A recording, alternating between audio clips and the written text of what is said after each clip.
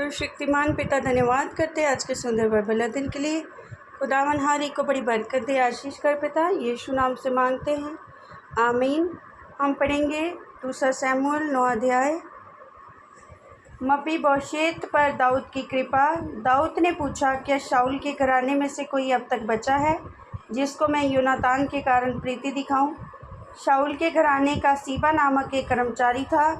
वह दाऊद के पास बुलाया गया और जब राजा ने उसे पूछा, क्या तू सीबा है? तब उसने कहा, हाँ, तेरा दास वही है। राजा ने पूछा, क्या शाऊल के घराने में से कोई अब तक बचा है जिसको मैं परमेश्वर की सी प्रीति दिखाऊं?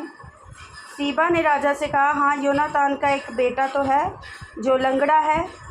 राजा ने उससे पूछा, वह कहाँ है? सीबा ने राजा से कहा, वह तो लोदबार नगर में अमीएल के पुत्र माकीर के घर में रहता है।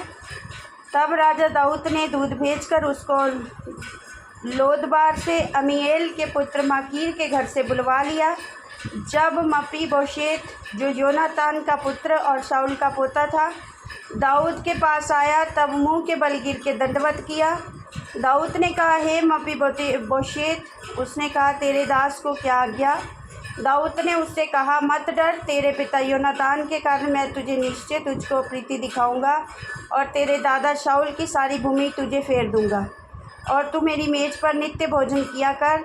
उसने दंडवत करके कहा, तेरा दास क्या है कि तू मुझ ऐसे मरे कुत्ते की ओर दृष्टि करे? तब राजा ने शाऊल के कर्मचारी सीबा को बुलवाकर उससे कहा, जो कुछ शाऊल और उसके समस्त घराने का था वह मैं तेरे स्वामी के पोते को दे दिया है। अब से तू अपने बेटों और सेवकों समेत उसकी भूमि पर खेती करके उसकी उपज ले आया करना कि तेरे स्वामी के पोते को भोजन मिला करे। परंतु तेरे स्वामी का पोता मपीबोशेत मेरी मेज़ पर नित्य भोजन किया करेगा। सीबा के तो 15 पुत्र और 20 सेवक थे। सीबा ने राजा से कहा, मेरा प्रभु राजा अपने दास को जो जो आज्ञा दे उन सबों के अनुसार तेरा दास करेगा। दाऊद ने कहा, मपीबोशेत राजकुमारों के समान मेरी मेज पर भोजन किया करे।